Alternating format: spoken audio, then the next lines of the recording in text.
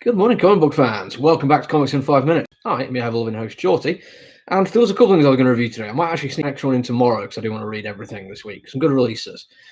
The one that I've actually been asked to review, though, wasn't really much of a challenge. I was definitely going to be reading it just for myself and nothing else, is You Promised Me Darkness, or, to be more specific, Damien Connolly's You Promised Me Darkness by Behemoth Comics. And the last thing I read by Behemoth that really knocked me out of the park was Girl Walked Home Alone at Night, which is brilliant. Same kind of dark gothic style, oversaturated blacks. So the artwork on it was like a good jumping on point. I thought, yeah, cool, there'll be enough here for me to enjoy.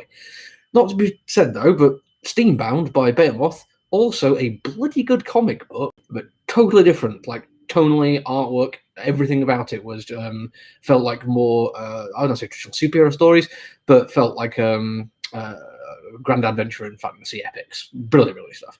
You Promised Me Darkness is, weirdly, a superhero comic book. Now, I had no idea going into it. I actually really didn't know much about it. I hate to say it, the cover and the title just really, like, spoke to me. There's something about it. I mean, I'll show you the cover again. I mean, how cool is this? Just really, really nice. And it's that kind of minimalist style, which was when I picked it up and started flicking through, really grabbed me. But as a lot of things in this comic, there are things I absolutely adore about it, and things that are massively frustrating. There are things which are beautiful and eloquent, and things which are confusing and unnecessary. It is an absolute mix of comic book in here, and I am totally going to recommend it because the things that are a mess are an interesting mess, and the minor bits of artwork that disappoint me probably only disappoint me because it's a stylistic choice which frustrates me. I'm going to show you one example over here. It's a small panel, but I'll try to get it in the center screen there. That little street there, that looks like a photograph that somebody has then just black scaled out. So they've kept all the detail in the original art, but dropped all the color and just got either black or white.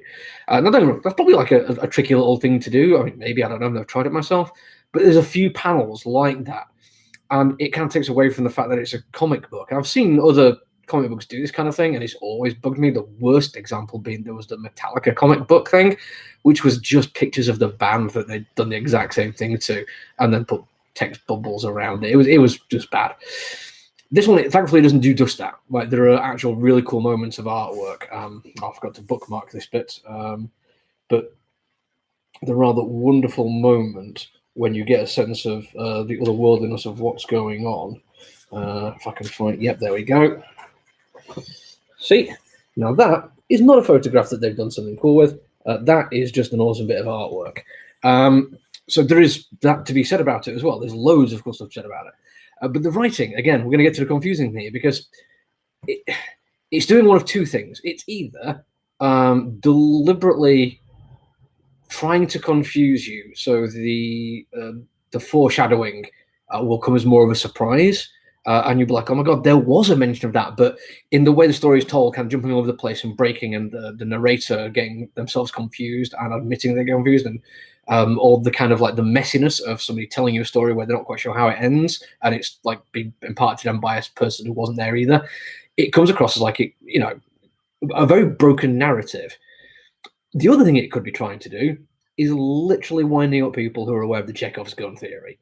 It could be putting a whole bunch of stuff in there which your mind is now trying to grab hold of and find a way for it to make sense in this churning, broiling mess of a narrative. And yes, I'm using the word mess here, but I don't necessarily mean bad. I just mean like a gumbo of words. And if you keep trying to grab hold of all these individual bits and trying to make sense of it, and then when it doesn't, you've fallen for the trick that the writer's put in there, and he's made you think more of it. So then when something happens which isn't anything to do with all the other stuff that's been going on, you will hopefully be genuinely surprised. Now, I don't know which way they're going to go with this one. Like, there's no way to know because, as I said before, it's a bit of a mess. But it's such an interesting mess that I found myself compelled to just want to go back and actually read issue 1 again. Knowing just what happens at the end of it compared to what I knew at the start of it is already making me think, have I missed something?